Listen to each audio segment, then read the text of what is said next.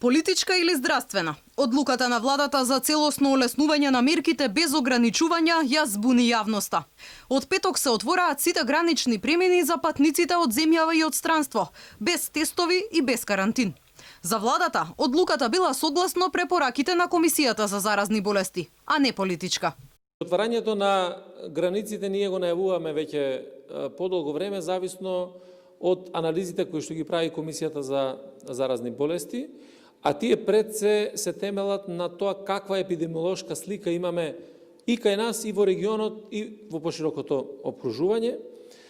И затоа е таква проценката дека ова е моментот кога треба да ги отвориме границите за да имаме и слободен проток и на луѓе, и на стоки, и на услуги.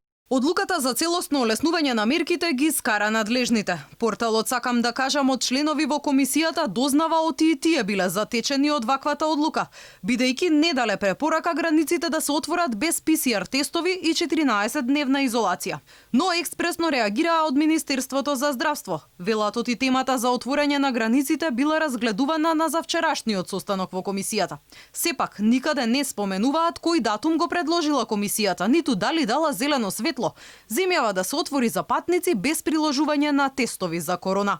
Експертите пак велат дека олеснувањето на мерките во услови кога земјава руши рекорди во регионот по бројот на заразени може да има само економска оправданост. Според микробиологот Никола Пановски, отворените граници се ризик во земјава да влезат туристи од Србија, каде вирусот допрва ќе земе замав. Тој смета дека власта потврли во справување со кризата уште пред еден месец, кога за тоа имаше услови. Политика може би имаше кога нагло се отворија мерките негде на 26 мај, што не требаше, по мене требаше се 2-3 недели постепено да се попушта, но се попушта таму кај што немаше случај. Сега е ситуацијата таква да, особено во Скопје, Тетово, ситуацијата е таква да е болеста проширена и се е оставено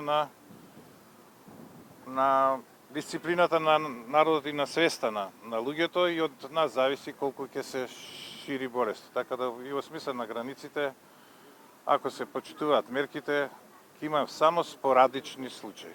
Новите владини одлуки предвидуваат од петок со работа да почнат фитнес центрите, а под посебни протоколи угостителите ќе може да примаат гости во затворените делови, а не само на терасите. Се враќа во функција и меѓуградскиот организиран превоз. Шопинг моловите ќе бидат отворени и во недела. Двата аеродроми ќе се отворат во среда на 1 јули. Инаку земјите во регионот кои веќе ги отворија границите размислуваат за враќање на рестриктивните мерки. Словенија размислува повторно да ги отвори карантинските центри. Србија пак повторно воведе задолжително носење на заштитни маски и забрана за групирање. А Бугарија ја продолжи вонредната состојба во земјата до 15 јули.